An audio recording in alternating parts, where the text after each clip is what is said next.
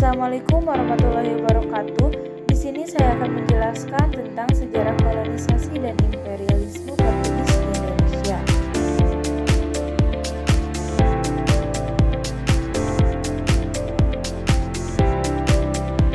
Portugis.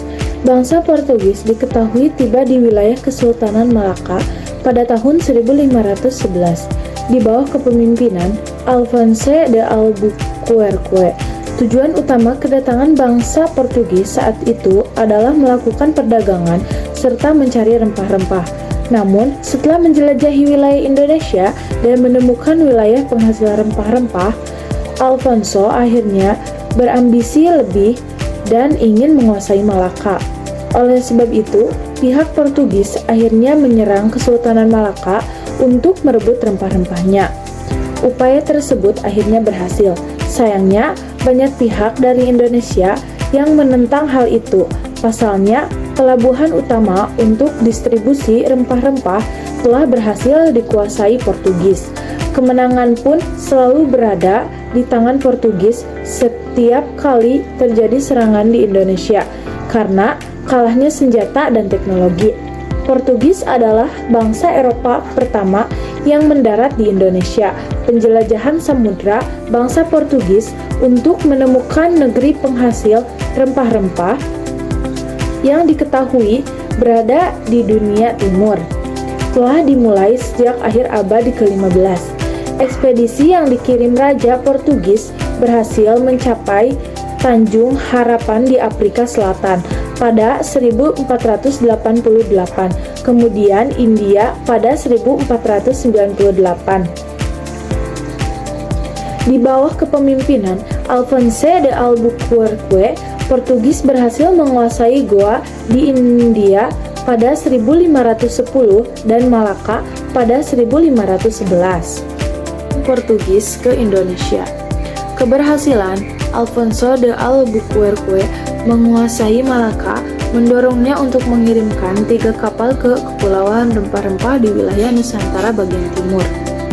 Pada 1512, 3 kapal yang dipimpin Kapten Antonio de Abreu dikirim oleh Alfonso de Albuquerque ke wilayah Indonesia. Dalam perjalanan, salah satu kapal yang memuat perbekalan tenggelam di Madura. Sementara 2 lainnya berhasil mendarat di Kepulauan Banda yang menjadi pusat produksi pala. Setelah 1 kapal lagi tenggelam, sisa armada Antonio de Abreu akhirnya tiba di Ternate pada tahun yang sama. Jadi, Portugis datang ke Indonesia pada tahun 1512 dan menjadi bangsa barat yang pertama kali datang ke Nusantara. Pada awalnya, kedatangan Portugis di Ternate disambut baik oleh Sultan Bayanullah. Ini karena tujuan Portugis datang ke Indonesia untuk membeli rempah-rempah. Kesamaan, kepentingan, perdagangan yang menguntungkan menyebabkan kehadiran Portugis diterima dan dengan baik di Ternate. Sejak 1522, terjalin hubungan dagang, khususnya perdagangan cengkih antara Portugis dan Ternate. Namun, hubungan dagang menjadi rusak karena Portugis senantiasa ingin mendominasi Ternate.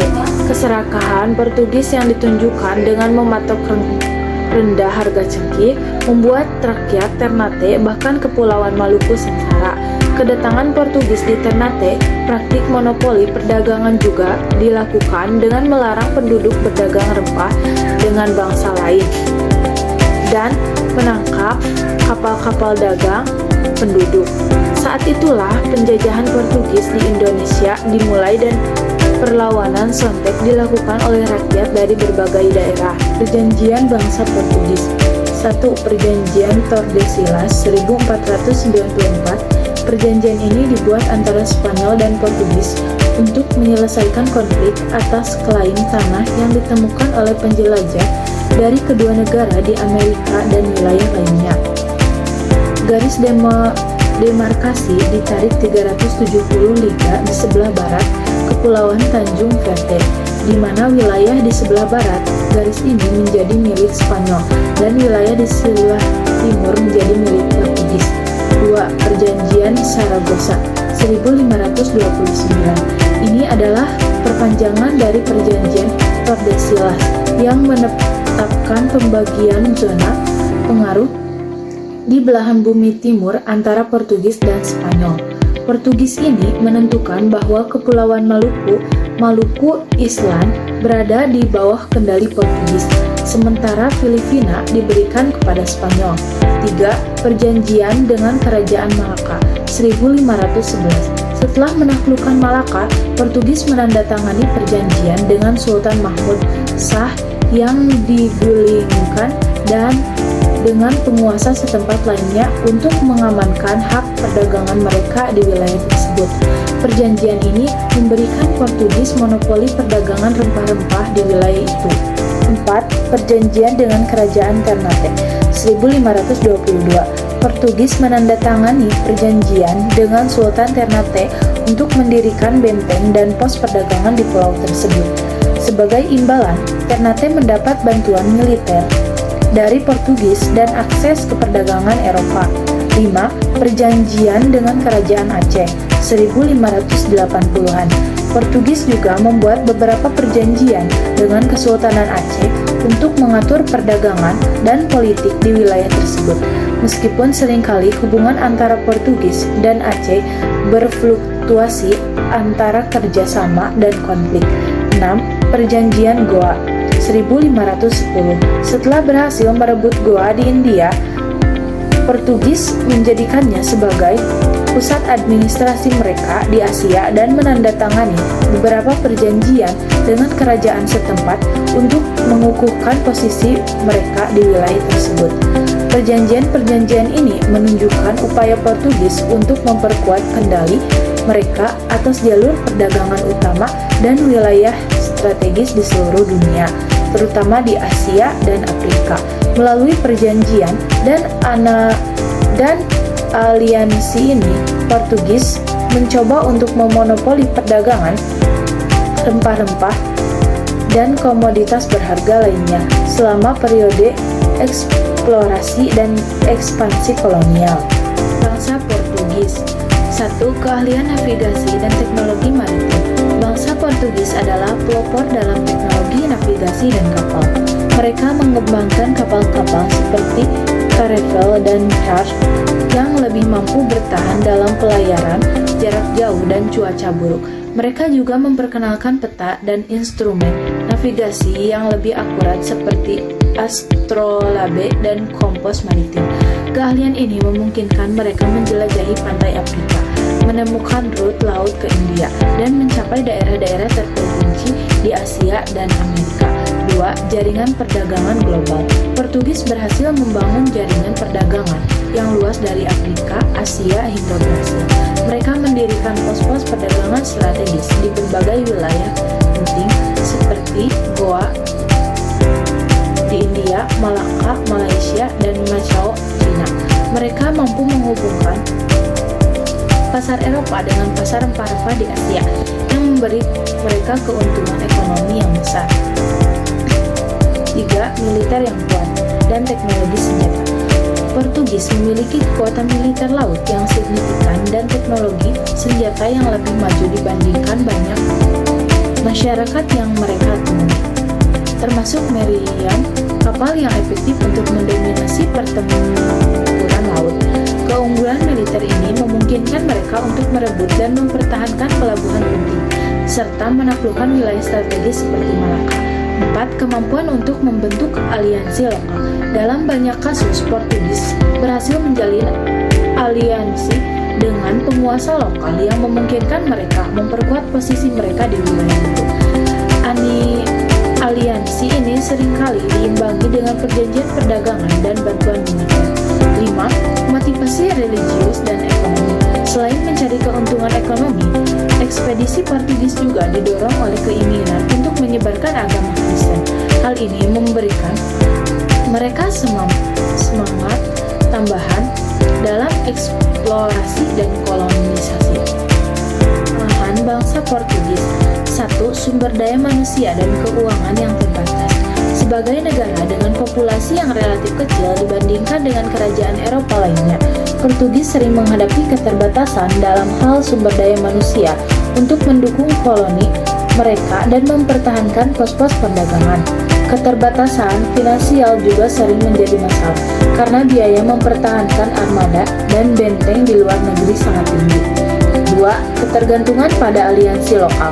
Meskipun aliansi lokal memberikan manfaat, mereka juga menempatkan Portugis dalam posisi rentan jika aliansi ini pecah atau jika penguasa lokal berbalik melawan mereka. Konflik internal di wilayah-wilayah yang mereka coba kendalikan seringkali memperlemah posisi Portugis. 3. Kurangnya konsolidasi kekuasaan di koloni.